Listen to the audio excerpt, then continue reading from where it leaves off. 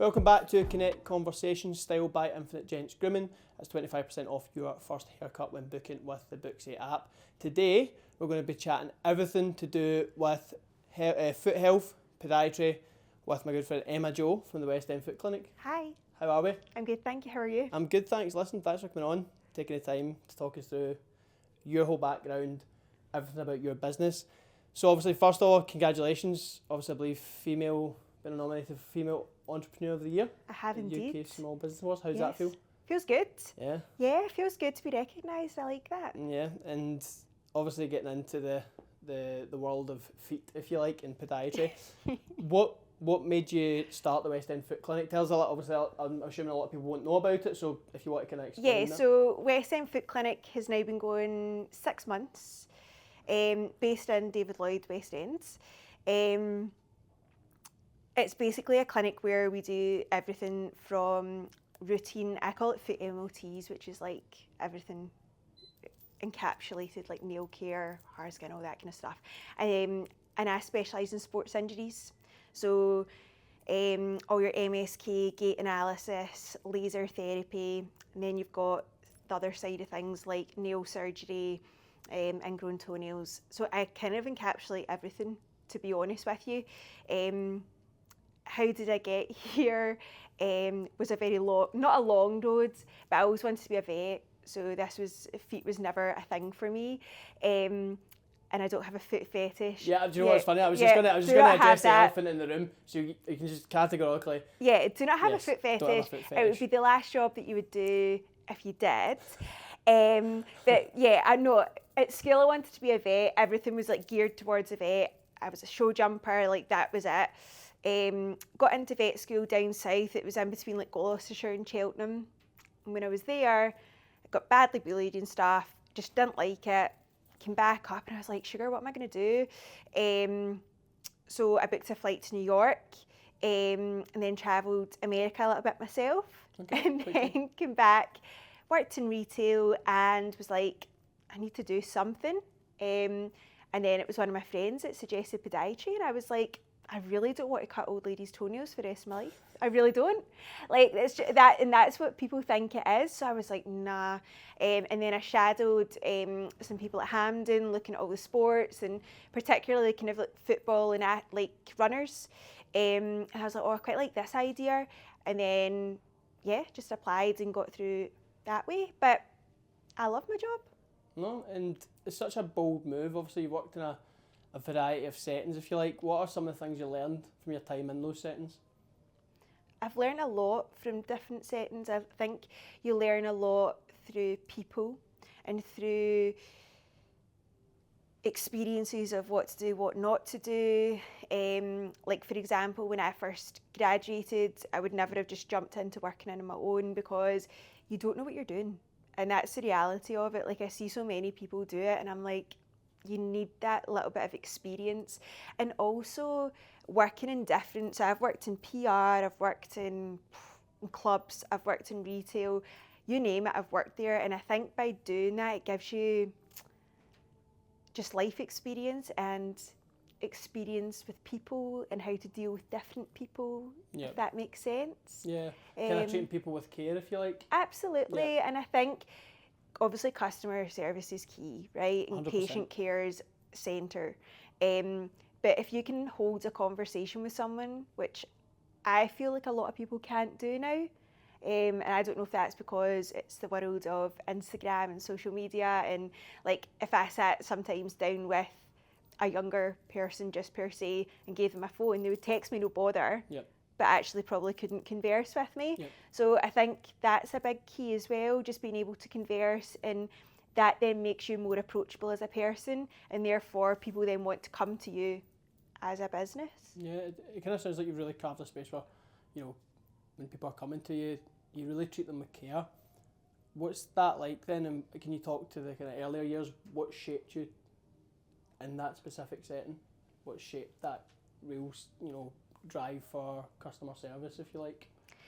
I think I've always genuinely been a people pleaser, as we'll call it. And actually I was talking to a lady on the phone last night, and I think I've only really evolved in my 30s, in the sense of not being that nicey nice, but like I'm always chatty, like but I don't let people walk all over me. I used to let people walk all over me all the time. I used to work mental hours. I used to work from like 7 a.m. till like 9 p.m. just to fit people in. It's not a way of life, do you know? And you've got to learn boundaries and learn when to say no. And I think it was probably myself that shaped me, if that, in all honesty, because I think probably I would say in my 30s, I kind of hit the F it button. I don't know if I could say that word, but I hit the F it button, and I just don't care. Like, I don't care. I don't care what people think. I don't care what, like, people think of what I've got, or I'm not materialistic or anything like that. So I think, when you hit that button, I think a lot of new avenues open. Does that make sense? No, 100%. Prior to all that, was there anything specific, any kind of struggles, if you like, that moulded you into that person that's not, doesn't care what people think? Yeah, I've had quite a turbulent, let's just say, like, life in a sense. I didn't really think that my childhood was turbulent. I thought my childhood was normal. I'll probably come back to that, but on the day of my graduation, I took a nervous breakdown, and for anybody that's had something like that, it's horrific. I just didn't have a clue what was going on with me. I started taking 30 to 40 seizures a day. I was a real sort of, how would you put it, skeleton of myself, because I was really outgoing. Like, I wasn't a party girl, but like I was out and about, just like had loads of friends, and then this just all came crashing down. And as a kind of requisite to that, I ended up sectioned in a mental health unit, which I was in for just under 2 years. And within that time, I went through, I'm not saying hell and back, but pretty much. The first 4 months were definitely the hardest.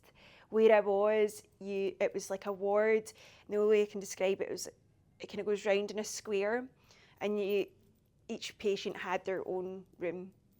I didn't leave my room for about 3.5 months.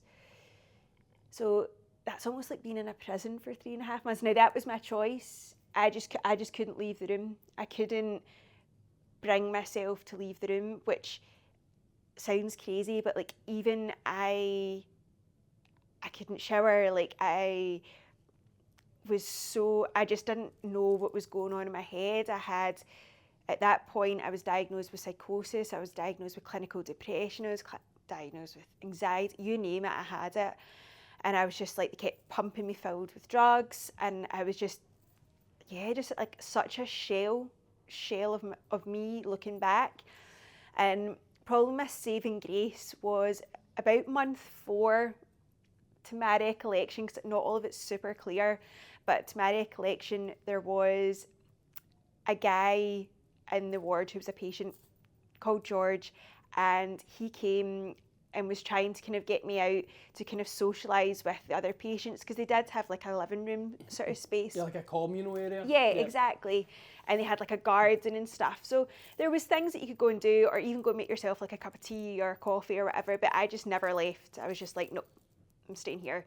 And I was embarrassed as well in case I took a seizure in front of somebody, because they're not pretty, let's put it that way.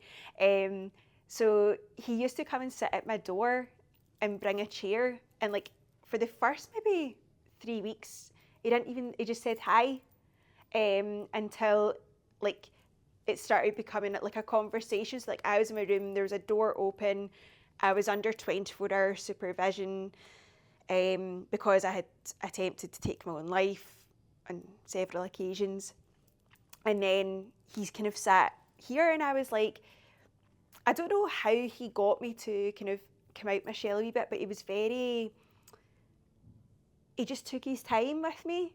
And I think because he resonated with how I was feeling, it made me feel safe.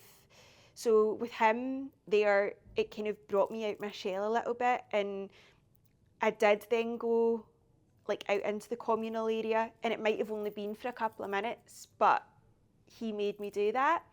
And then I felt like I was getting slightly better, and then I took a bit of a dip again.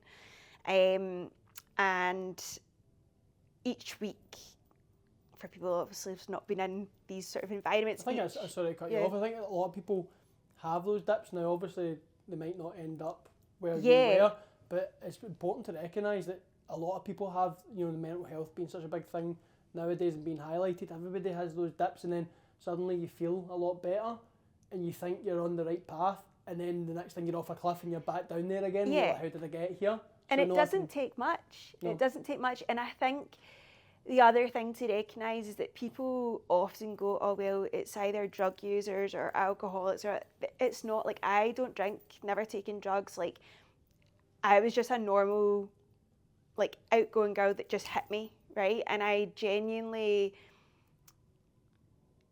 think, I believe that it can happen to anyone. You don't have to have particularly anything going on in your life. The more therapy I'd done, that I realised that I did have things going on in my life, but at that time I was so naive. And I think, it was just a bit of a horrible time. But in these settings, once a week you go into like a room filled with like consultant nurses, like occupational therapists, your whole kind of your multidisciplinary team. And I remember my consultant, this was as clear as day, he was like, I can fix you, we'll do ECT, so which basically the electrocution of your brain, right? For anyone listening and watching, is it very similar to how the movies portray it? Yeah. Is it very much like exactly like that? So if you're put under a general anaesthetic, then that's like, obviously these electrodes are all over your head. And then they basically zap you in a kind of layman's term, right? So you're feeling crap, right? And then you've got somebody that's a consultant, which you're kind of like buying into, obviously, because they know what they're talking about. And he's saying to you, this is going to fix you. So at this point, I think I had maybe been in hospital for about a year. And I was like, oh my God, this is going to give me my life back. I'm going to be back to being like Emma-Jo that everybody knows, and this is amazing, fantastic. So I signed it. I had to get sign off from parents because I wasn't obviously under the right mind, as they said. My mum, I believe, was strongly against it. And my dad, he kind of heard the same as me and thought, well, it's going to fix her, so why would we not do it, kind of thing. So anyway, long story short, I went through with it, and the plan was to give me the maximum sessions that you could, which was 12. So that was one every week. Very heavy. Very heavy. So you're going under a general anaesthetic every week and getting electrocuted. It's pretty intense. Yeah. And they don't do it unless it's severe. It's a very kind of like outdated, not an awful lot of research for it now type of thing, but no drugs were helping me. So the first time I went down, I remember getting wheeled down one of the wee chairs, fine. And almost, this might sound really weird, but when they put me to sleep, it was like a really nice feeling. Does that make sense? Yep. Like, I almost felt dead peaceful. Yeah, it was like the first time there wasn't the noises and the voices, if you like, kicking about, and that self-doubt, everything that goes along with that. 100%. There's nothing kicking about your head. 100%. And I just was like, this is lovely. So obviously I don't remember getting electrocuted because I was under general anaesthetic. And then you go into like a recovery room, and I had slightly mentioned this to you before, but there was a very good-looking nurse. Let's just say I love this story. This very good-looking guy nurse who was sitting in the corner, and he was obviously the one like observing me, and I was like, so when I kind of came to, I was like, God, you're fit, right? Like proper, like just God, you're fit.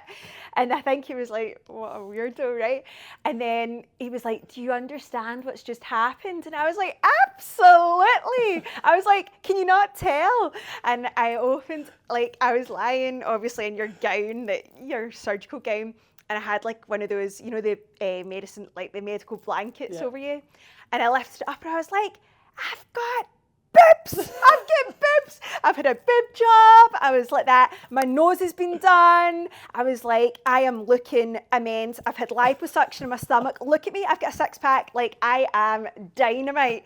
And the guy's like, he's like, you know, you've not had any cosmetic surgery. I was like, look at my tits. I said, they're amazing. They're absolutely amazing, right?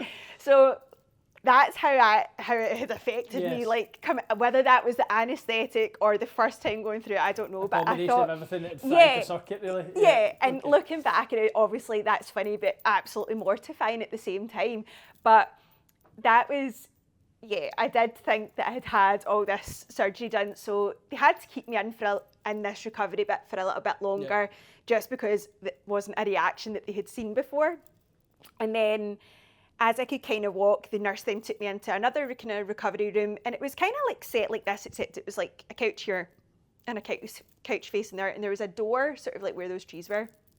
And the nurse was like, how are you feeling? And I was like, I am feeling amazing. Like, I was like, I am looking hot, right?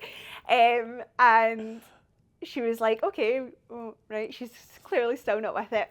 And she was like, we're going to take you back to the ward. And I was like, no problem. We'll get somebody to wheel you down and all the rest of it. And I was like, that's fine.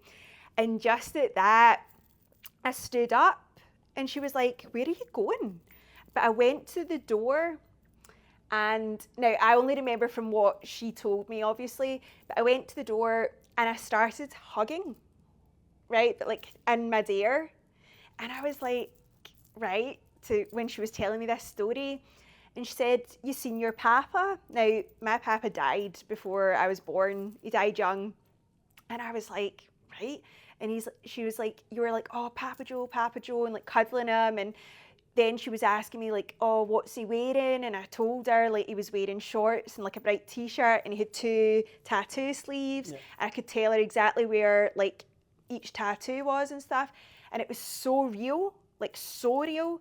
And I was like, that's crazy. So I had to go under like monitoring after that, because it was like, I don't know if it was a hallucination or whatever. I went back to my room, and then I started talking to my granny, which was weird. So my granny was like, I would say like my mum to me, like I went to her for everything. And I just was sitting in my bed talking to her, and it was the weirdest thing. So that was like my first experience of the whole ECT. And then they were like, the following week, do we put her through this again? Because she's had such a weird reaction. Obviously that died down. And then I went again. Similar thing happened. It was the really good looking guy again. He's back. I was like, oh no, he's back. And I was like, you know that way, I had obviously been in a psychiatric unit. I'm looking an absolute riot, right? Your hair's flung up. I had long hair, it was flung up. And I'm thinking, this beautiful looking guy is walking me along. And I was like, oh God. And then I went in, and he's like, right, you're not getting cosmetic surgery this time. And I was like, it's okay, I've had it all done. I'm, thinking I'm the shit again. And then, had it done a second time. And I had a very similar reaction. Again, I thought I had more work done. I thought I'd had a butt lift that time. Okay. So, I was really, I don't know where all that's come from, because I've never wanted anything like that, but that's how it came about. But the guy, he was really good with me the second time, because he thought I was hilarious. But I was like, generally had no idea what I was saying. So had that. Anyway, to cut a long story short, had 12 sessions of that. Did it make any difference? No, absolutely not. How did that feel? Because you'd been promised that was the fix. I think, in all honesty... Did you digest it at that point? Not fully. I think I became quite introverted again, because I felt like this was going to be the fix, and this was going to be the glimpse of me getting my life back as such, and just going back to like normality, whatever that is for each individual, you know. And it just wasn't. And I thought, you know, you promised me.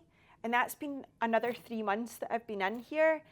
And it got to a point I was like, am I actually ever going to be fixed? You know, am I always going to be what people would probably perceive as mental? Do you know what I mean? And that really, really made me sad. Like, it really made me sad. The nights that I just sat and cried because I was just like, this just isn't me. And I didn't even look like me, do you know, that way? Like, because the nurses went and bought me pyjamas and stuff, and it just wasn't anything like, I've got my own wee style, and you know, when everything's kind of ripped away from you, I can only imagine. Your identity. Absolutely. It's just removed completely from you. And I just thought, this is just rubbish. So then they started with kind of more sort of therapies with like occupational therapy and writing journals and stuff, which I did do, and I was a very, like, I done everything I said. I was a bit like that at school. Like, I was like a good girl, if that makes sense. Yeah. I'd done what I was told. And I followed through on all that kind of stuff, and still nothing. Until one of the nurses was like, what do you think would help you? And I was like, I want to go outside. Now, bearing in mind, I hadn't been outside for well over a year. It was a big hurdle for you. Yeah, huge. And where I was outside was kind of like woodlands area, so they can't let you out on your own, obviously. And I said, I want to go a walk with George. So George was still in at this point. And this was the gentleman that sat outside my room when you first came. Yeah, and I said that would be the only kind of person that I would feel comfortable with or safe with. And she said, well, I need to come as well, or the nurse needed to come as well. And I was like, that's fine. So George agreed to do that. And I think, honestly, that was a slight turning point for me. Yeah, I was just about to ask that. What was the point where you were like, yeah, this can't be it. There needs to be more to life than this. Yeah, and this might sound crazy, but we went a walk. Now, it must have been maybe like 10 minutes. Just through this, like I said, like a kind of woodlandy path. It was a beautiful day, and just fresh air. It was mental, because I'd been so enclosed and so what they call institutionalised. I think I probably was, looking back, institutionalised, but on my terms, if that makes sense. And we done the walk, and then I got myself a hot chocolate in the cafe, and that was like a big thing, like a pure big thing for me, because I was like, I've not done anything like this in a year and a half, which is quite sad, you know? Like going into a shop and buying a coffee, I wouldn't think twice of now. But then that was like, even standing in the queue. Like climbing Mount Everest. Oh God, almost, yeah. Even in the queue, I'm sitting thinking, oh my God, I'm gonna have a seizure. That's it. I'm gonna pass out. Like it was like the doom day, do you know? And that was such a nice day. And then from there, it kind of transpired that this nurse became sort of like my key worker, and she started taking me to the gym. And I had put on quite a bit of weight just because of meds and stuff, and obviously not moving. So she started taking me to the gym, and went on the treadmills and stuff together. And it was just through simple things like that. I kept journaling, and then I started becoming a bit more, because I've been there such a long time, I was quite well known, A, by the staff, and B, by sort of patients. Which I don't know if it's a good thing and a bad thing, right? But I was quite well known, in the sense of they all knew who I was, so we all kind of just chatted, and that started making me think, oh, maybe like I do, or like I can get back to some sort of normality. There was light at the end of the tunnel. And yes, all these people were suffering, but it was almost like a comfort blanket, right? Because see, people who haven't experienced any of these things, and this isn't any disrespect, they don't understand.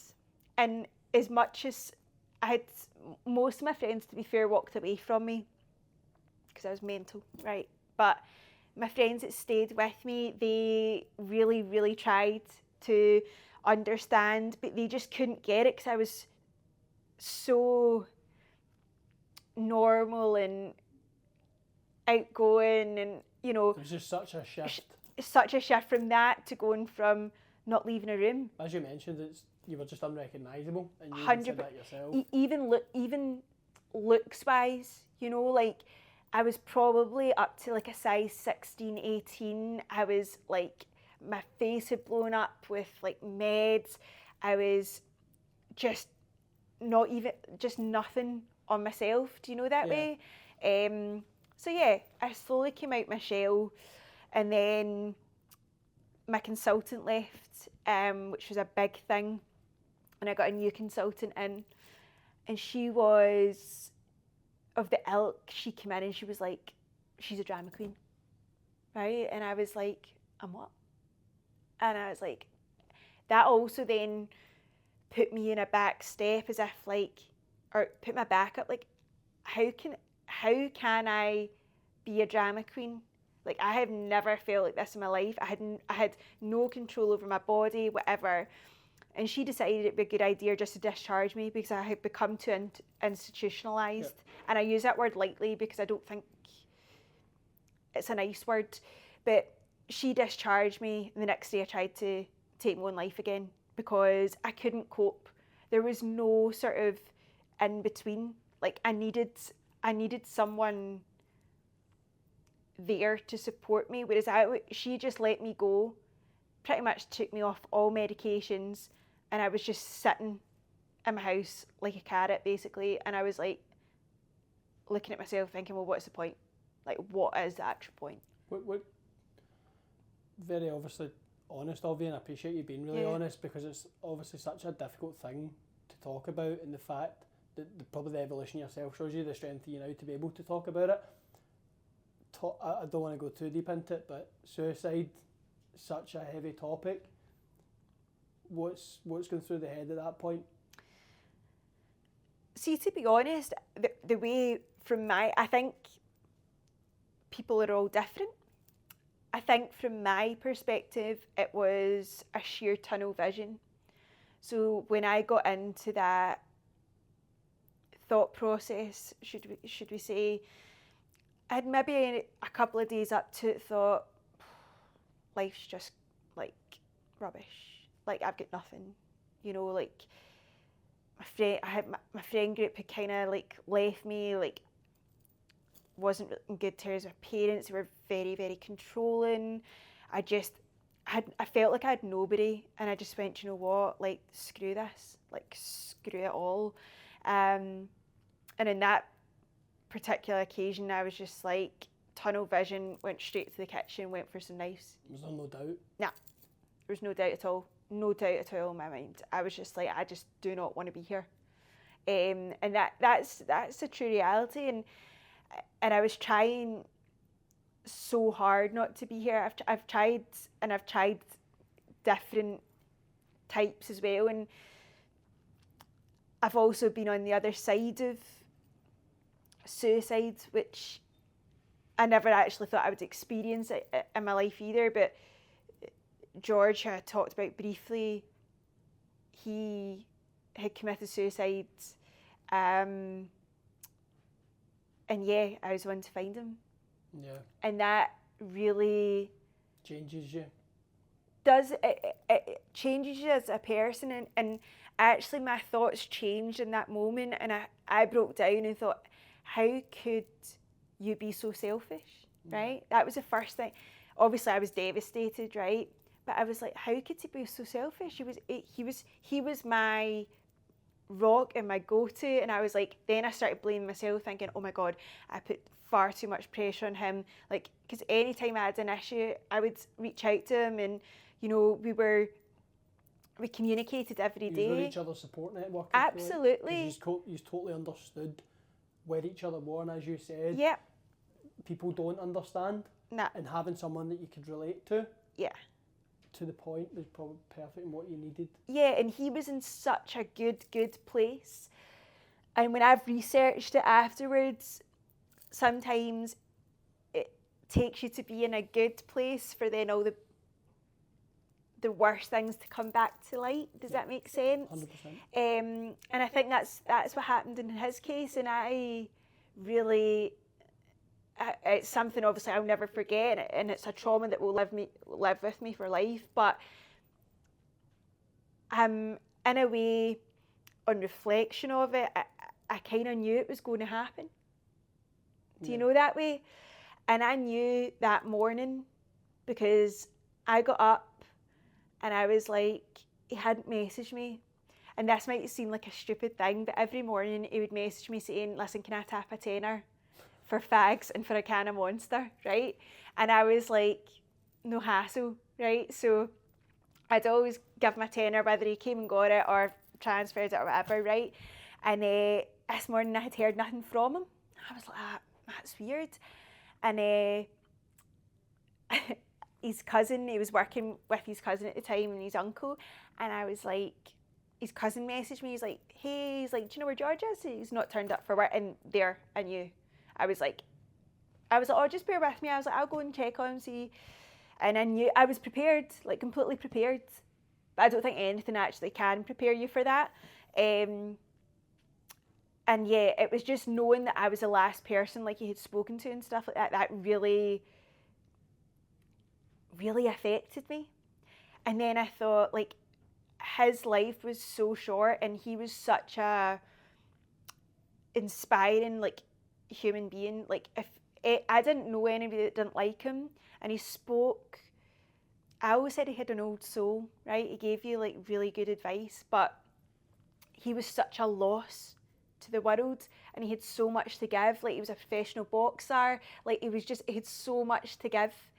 And I was like, there were so many other ways that he could have got out of that. So that then made me reflect on me, being like, am I being selfish? Am I just not wanting to be here because of me? Made you look at it a different light. Yeah, 100%, because I had then seen it flip side. And obviously after that, I just slumped. Like, I went into this mad depression again, and I felt like I had nobody, or nobody that understood is probably the best way of putting it. And I thought, oh my God, like, this is hell. And I won't lie, I wanted to just not be here again. And I was thinking, this is just going in a different circle. And I ended up going down quite a bad path, and I ended up in Stob Hill Hospital, which was an experience. I got transferred there from A&E to another psychiatric unit at Stob Hill, and I remember it was about 2:00 in the morning, and they put me into like almost like a women's ward type thing. It was like 6 beds, and I was put in beds, and the girl across from me, she was like, oh, you're lucky you're in here, because as soon as you go through those doors, like, that's the wacky unit basically. And I was like, all right, cool. But I just didn't want to talk to anyone. I was like, try to get some sleep, whatever. And then in the morning, and this is no joke, so I was probably there from at 2 a.m, about 7:00 in the morning, this nurse came down and was like, right, okay, your bed's freed up in the wacky unit. Well, he didn't say the wacky unit, but you know what I mean. So I was like, You were like, no way. No chance. I was like, oh, and to be fair, I'm not saying that I was spoiled in the unit that I was before, but it was like single room, so you had that little bit of getting away from everything. And within 24 hours, some of the stories, like, I had a woman that was in my ward, she was trying to like come and like feel me up and stuff, and I was just like, what is going on here? I was like, I then went to get a coffee, like from the wee coffee machine bit, and there was a guy that just took an absolute like meltdown and flung all the cups and everything, like scattered everything everywhere, poured out all the milk onto the floor. Like, what is going and I on was here? like, oh my God, like, what's happening? And what was going through my mind was, this is going to be another 2 years of this. Another 2 years, you know. And I went to see the consultant, and they actually had 4 consultants in. And this was the first time that somebody had said this word to me, and it now comes up all the time when I go to like therapists or whatever. And they're like, you're very, very complex. And that's a really horrible word, actually, when you break it down. And I went, okay. And I was like, but what do we do about it? Because I wanted to discharge myself, but they put me under a 28-day section. So I was stuck in this hellhole, basically. So I kind of pretended that I was okay and that I wasn't hearing anything so I could get out. And that's exactly what I done. And then when I did get out, I went back to my ward that I was in previously and tried to get myself admitted because I knew I needed help, but they couldn't admit me, and the consultant was like, no, I'm not having you back, blah, blah, blah, and that was fine. So I sought then like a private psychologist, and she was probably, again, another turning point at this phase because she was very straight talking and I respond well to that. And she sat down with me and she said I was complex, but in a different way. She explained the brain as, and I always say to anybody that's struggling, try and think about your brain like this, because she explains it like a tree. And each branch is either trauma or maybe something that's going on in your home life, or you're stressed at work or whatever. But mine was obviously, I had psychosis, I had, the trauma of George, I had childhood trauma, which I didn't realise until all this was kind of pointed out to me. And she said, what we need to do is essentially break off each branch at a time. Because she said what's happened in the past, just say 3 years, is that everybody's just treated you as a collective and nobody's actually worked with you in breaking these points down, right? So because nobody worked on breaking those points down, I was still where I was back at the beginning. Yeah. So it took a lot of work from her, and she wanted to get me readmitted. But then I said to her, well, what's the point of that then? Because you're telling me that they've not done anything for me. So you feel it's been a massive waste of time. Yeah, kind of. So that's when I tried to then work on myself, but trying to do that is hard. Yeah, it's difficult. Really hard. I think for anyone to summarise on all of that in relation to suicide, it is something probably people don't speak about. Yeah. What would you say to someone who's thinking about, or has those, what would you say to someone who's thinking about taking their own life or has ever thought about it? What would your advice to them be? As someone who's experienced both suicide yourself and obviously been on the other side of it. Yeah. Do you know, I would say, I know it's all over the place to talk to someone, right? But that's okay, right? And there's certain places that you can go and talk to. It's obviously hard. Unfortunately, I always used to say that if I went to A&E, right? And you say, listen, I don't want to be here anymore. If you say that to them, you're not ill enough that you're going to go and do it, right? So that's a loss there. Okay, and this is the true reality, because I've been in that situation. My reach out point was always George, and then when he was taken away, I was like, who do I talk to? And it was one of my friends. She was like, anytime, day or night, she said, voice note me and just talk to me or phone me. And she said, I'll try and talk to you out it or come and sit with you or something. It's get someone that you trust, whether that is, I don't know, a family member or a friend, because it's not something you want to publicise either. 100%. And you're not thinking right, but it's also quite a big thing for somebody to take on as it's a heavy load, it's a real heavy burden to bear. Yeah. But if you can help someone, take them away from that train of thought, if you like, that road, take them to another path, it must be unspeakable. It takes a special person. 100%. And don't get me wrong, I've used the Samaritans a number of times, and I think I'd mentioned that to you. I'm going to run the London Marathon for the Samaritans in April, And I spoke to one guy on there, and I believe he saved my life just because he got me, and he had been there himself. And I think it kind of goes back to, I wouldn't wish it upon anybody. I actually wouldn't wish any mental health or anything upon anybody, because it's horrific. Mine was pretty severe, but to any level, it's still horrific. Like, to this day, I still can't go to a gig. That used to be my thing. I can't go to a gig because I'm so anxious. I might not come across anxious, but I get riddled with anxiety. So it's just having somebody there that you can talk to, but trust as well. I think trust is a massive thing in these situations, because I was that person for George, and I had talked to him about it a number of times as well. Yeah. So I think, yeah, it's got to be a confidant for sure, but it's not gonna. Yeah, it's a hard one. 100%. It's a hard one. 100%. So, take us now to the present day. You've obviously done a lot of work on yourself. Yeah. Turned your life around. Yeah. In a much better state, physically, mentally. Now, to the point of opening your own clinic. Yeah. Talk us through that process.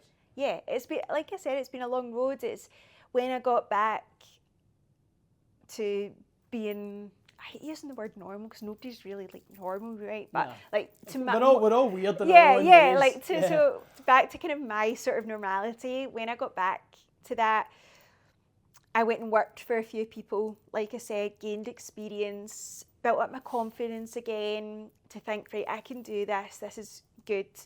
And then I had a few wee crashes, don't get me wrong, but that was okay. I managed through that. I journaled every day. I had no more kind of extreme thoughts and stuff, which was good. All business now. Yeah, and I thought, right, my kind of like get away, if you like, or my focus was always work.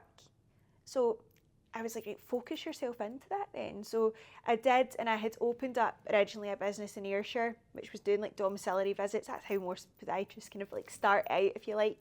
And then I was like, I need a clinic because I do so much sport stuff like that.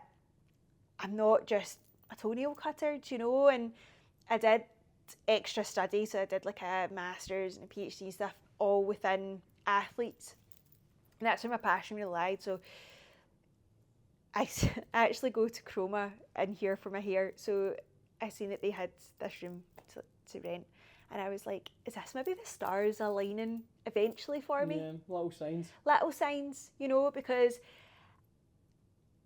I was like, yeah, maybe that is. And I had a look and I was like, okay, it's not massive, but I don't need anything massive, just something to get me started, to believe in myself again. Yeah. Start up social media, which is something that I've never taken seriously or never really done. And don't get me wrong, I've not got a huge following, but the following that I have engage with me. And that's what I want. Like, I don't want to be one of these people that's get 20 million followers, but maybe only 3 people are actually interested in me. Do you know what I mean? That I couldn't care less about that. So yeah, built up that, put all my energy into that.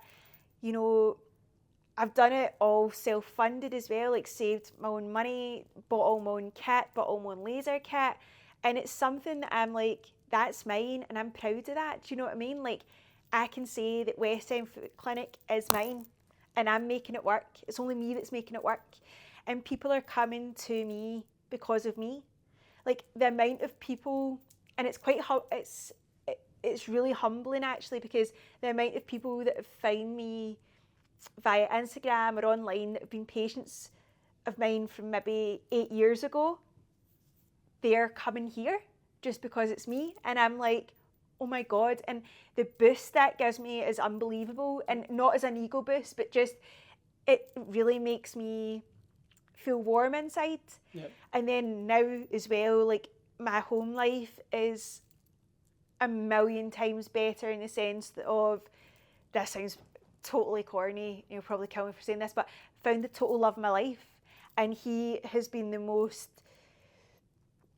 constant person in my life that I actually don't think David knows how much he's done for me. How big an impact he's had on you. Yeah, because he has never, and I would, like I said, I would never wish it upon anybody, but this was obviously, he didn't know me when all that went on, but he knows about it. Yep. And I've tried to explain it to The best way you can. Yeah, absolutely. But if you've not experienced it, like, you don't fully understand. And I love the fact that he hasn't experienced anything, and his parents as well have taken me on as a daughter. And that to me as well is just like unbelievable, in the sense of I feel like I've got this really small but really secure support network. A tight unit. Uh-huh. Yeah, a little team. Absolutely. And David is just, he's such a like, the first time I met him, I was like, and again, this sounds corny, but both of us now say, like, the first time I met him, I was like, yep, he's that. Yep. He is who I need to be with. He's grounded, he's a great chat, he's good looking. Yep. Like, always helps. Aye, always helps, man. You know, ex-athletes with loads in common, like, just, he just encapsulated, just a true gentleman, and he would drop anything for me. And, you know, like, for example, sometimes I do have like flare-ups, or maybe I feel a bit crap, and he now knows that. And knows how to support you. Absolutely. Especially because in a bit, obviously, supporting you then supports the business, which obviously helps overall. Exactly, and he understands that my work is my passion.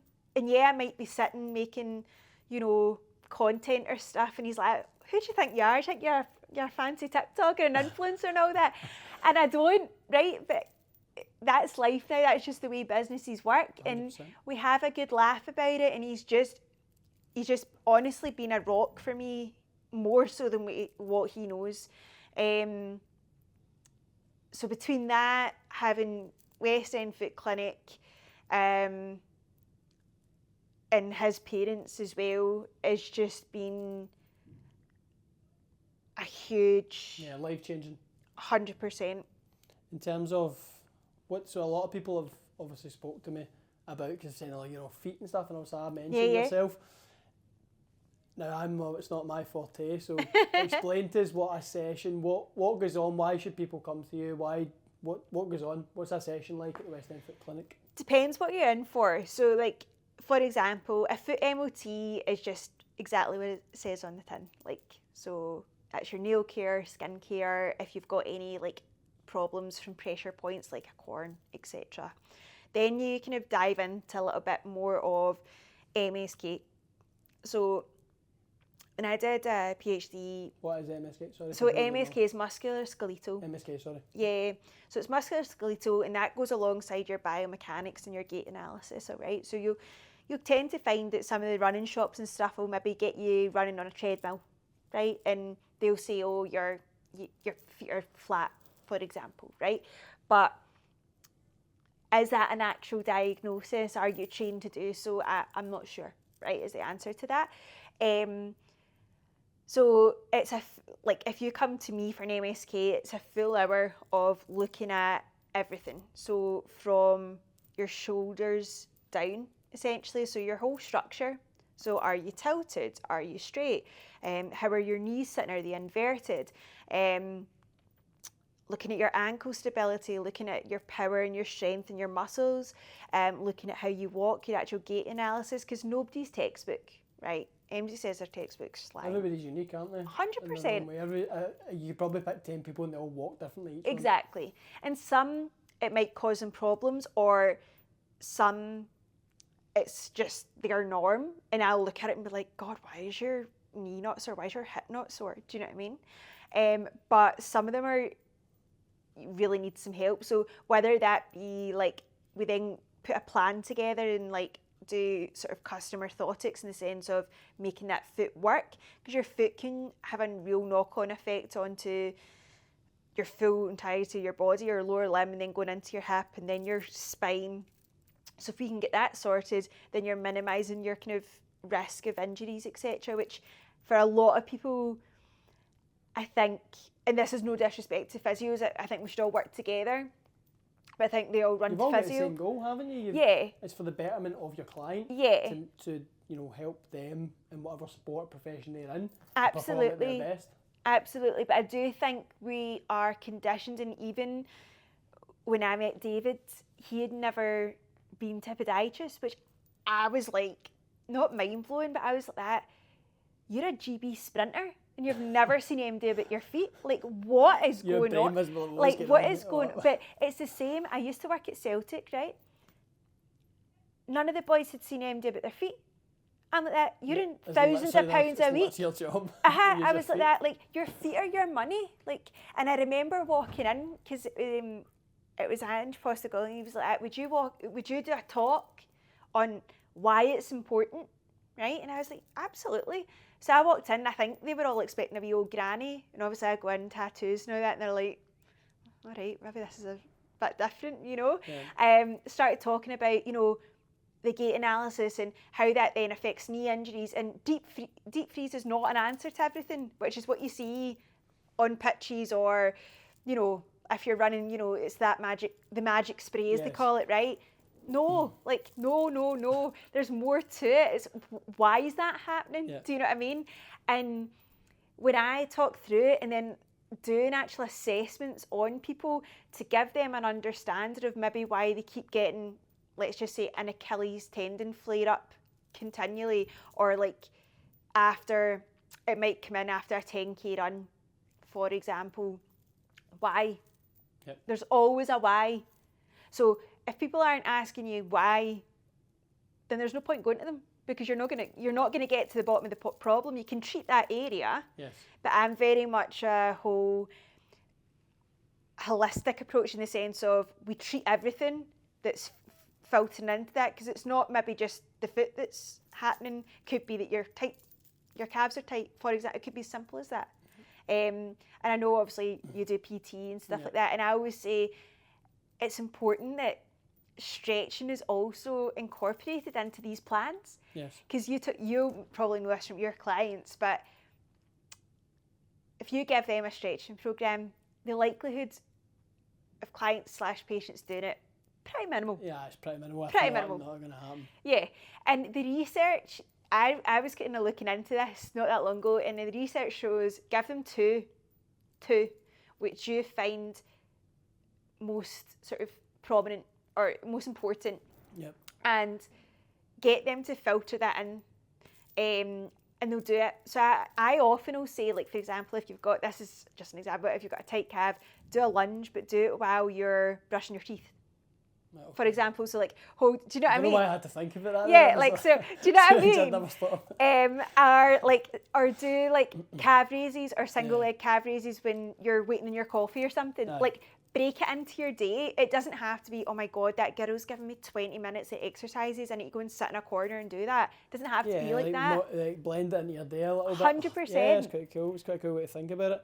You just kind of mentioned working with Celtic, and I never actually knew that. Yeah. How long did you work with them? Was it just a short thing? What was Big Ange like to work with? What was incredible.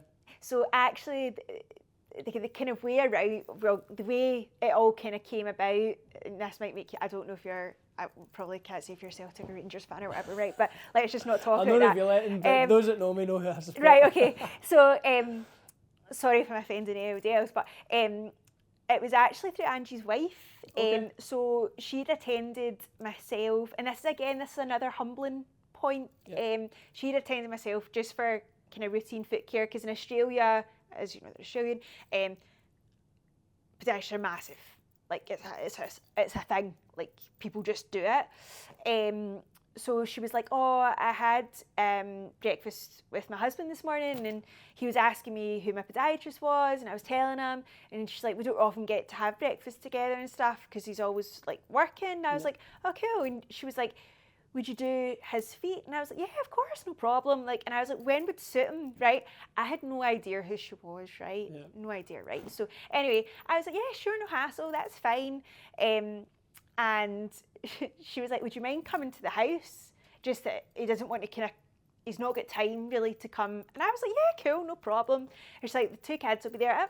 No issue, right? So I remember driving up and I'm thinking, right, okay, this might not just be any house, right? You know, that way I'm thinking, right, so still got to the door and I'm like, oh, hi, like gave her a hug and stuff. And I walked in and he's like, how you doing? Was he just sitting there like toes out, just sitting No, there ready for you? no, he was just chilling. He was like, I don't know why I've got this picture in my no, he was just chilling. And he was like, do you want a glass of water? Whatever. I was going to try and do his accent. I can't do that. But he's like, do you want a glass of water? And I was like, yeah, that'd be great. Right. Still no clue. Right. Totally oblivious. Right. So I was just chatting away as I would. Right. And anyway, done his feet and stuff, and we had a good chat. And he's like, what's your thoughts on like your MSK and your biomechanics? And he was really into sports science to a point where he had some of the players, or he had all the players wearing these kind of, it wasn't a whip bands, it was almost like a type of whip band, but it was an Australian brand, and it tracked like your water intake, alcohol intake, anything like that. So he was like, if they've had alcohol the day before a game, they're not playing, like stuff like that. But the way I loved his philosophy of, it wasn't just football and getting the speed and getting the technique right. He was looking at it as about the fine details. As a whole, like, and I think now, I don't know much about football. I mean, it's on all the time in my house, but I don't know much about it. But it is very much now that from a young age, they're more conditioned to be athletes as well as footballers, in my opinion. Yeah. So anyway, we got onto this topic and he was like, would you mind coming in and doing a talk? Well, he said doing a talk and just seeing if we could get some players to understand the concept. And I was like, yeah, no hassle. And I said, where are you? And he said, oh, I'm the manager of Celtic. Well, I was like, oh, are you? Cool. I was like, no hassle. And I'm thinking, you absolute idiot, you know. Probably everybody in Glasgow knows you. And I'm sitting going, right, yeah, no problem. So he was really cool. And I turned up and he stood in and we did this chat. And it was, like I said, the guys initially were like, anybody like sitting and listening to somebody, oh, that's crap, right? But then they really bought into it because I got some people up and I was like demonstrating. I was like, right, who's injured just now? Who did you get up at, curiosity? Do you know their names? Yeah, I've had a few up. Got Okay. Kyogo. Oh, wait, Kyogo. Kyogo. Yeah, I had a few up. I don't know if I can mention names. I'm not sure, but listen, mention names away. Yeah, there was a few, and there was one guy in particular who wasn't buying into me at all. You got a name or you going? No, it's not that they'll see it, so I'd just say it. I think people might guess just because of his like seniority Okay. and maybe like attitude, maybe. Okay. And I was like, right, come on up then. I said, have you been injured? And he's like, yeah. And I was like, right, how have you been injured? Blah, blah, blah. So it came about that his feet were buggered, right? An absolute mess. Absolute mess, right? And I was like, and he was like, oh my God, okay. So do you know he hasn't been injured since? Oh, really? He's not been injured since. Okay. So I was like, there you go. See, that's why you should name drop it, because he's smash almost testing it to you. Do you know? And I was like that. So I basically was asked then to do a full assessment on everybody. On the whole squad. And if anybody needed anything, then they were to get it. So that was fine. So a few of the guys needed insoles, a few of the guys I'd done some laser therapy on. I showed some of the guys some taping. I worked with a physio as well, and I was like, listen, see, for some things do this. Because a lot of people, when they use like K-tape and sports tape and stuff like that, they'll tape the specific areas, but again, sometimes that's not the right thing. Sometimes you need to tape for the issue that's causing it. Does that make sense? Not just the problem area. And I learnt from a very, very good physio called Niam. You might have heard of him, may not have heard of him. Personally, sorry. But I'm sure there's a lot of people that know yeah, him. he's been around quite a lot of the footballers and stuff. But he, I see him as a god because he's really helped with my seizures. But anyway, long story short, your big toe is your grounding for anything in any sport or walking or just day-to-day life. So see if you tape that first joint there, see the difference that can make. Unbelievable. Really? Yeah, unbelievable. And can also like shift time off you as well. So I've used that in quite a lot of like sprinters and stuff like that. So yeah, that was an experience, but it was really cool. And then I think I bought into, I couldn't care less about doing a football club, right? That wasn't the point. In west of Scotland, obviously, me knowing it very well, is very much blue or green. Yeah. You don't care. Yeah, I wasn't. I was going to say typical girl, but it's not. Do you know that way? It wasn't that kind of thing. And don't get me wrong, I had quite a few like Davis friends being like, "Oh my god, like what's he like? What's he like? What's he like?" And I was like, "Yeah, like fine." I hear nothing but good things. Obviously, I don't know him personally, but when you hear about him, you just hear such good things. Yeah, I really liked Jota as well. I thought he was cool. Yeah. But yeah, when Ange left, obviously, not that I knew, but I kind of had that feeling, right? It was going, and when I seen that he was leaving, I was just like, I had bought into him because his philosophy. Yep. The new guy, I think, thought I was talking crap, right? So I was kind of like, and don't get me wrong, I've worked. It's opinion, isn't it? It is. And listen, I don't take it to heart. And 100%. See, when I was, I mean, neither you should. It's just people think something. And I've done it at Kilmarnock and that as well. And I've went and I've said, listen, I am not your expert, right? But like I'm your expert in this, and this, right? Yep. And they're just not interested. Like physio will do that, but I see some of the stuff, like they come in, but they still come to you. Do you know? Yeah. So I've still got players and stuff coming to me that I know. Do you know what I mean? And I'm incredible. Like, it's that trust. Yeah, it's the trust because they know they've bought into it and it works. But yeah, when Ange left, I was like, nah. That's fair. Happens, doesn't it? In terms of obviously wrapping up, West End Foot Clinic is going to go to the moon, as I like to say. Hopefully. As me and Stu like to say. Where can people find you? Tell people where they can find you if you want to come and get there. If you want an appointment, you can find me. Best place is probably Instagram at West End Foot Clinic, or website westendfootclinic.co.uk. I don't know why I had to think about that because they're all exactly the same. I am on Facebook for the Facebook users, but I don't think Facebook's a thing. I'm on TikTok as well. My young patients love the whole TikTok thing. Yes. I've got quite a lot of the kids wanting to do TikTok dances and stuff with me. I'm down for it, so it's cool.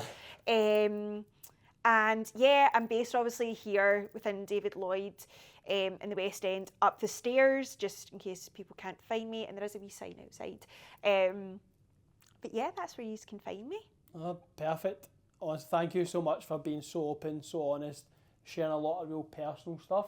And, you know, I can't wait to see where the West End Foot Clinic goes because, you know, I'm so excited for you. And listen, thanks again for coming on today. I really appreciate it. Not a problem at all, as long as you book in.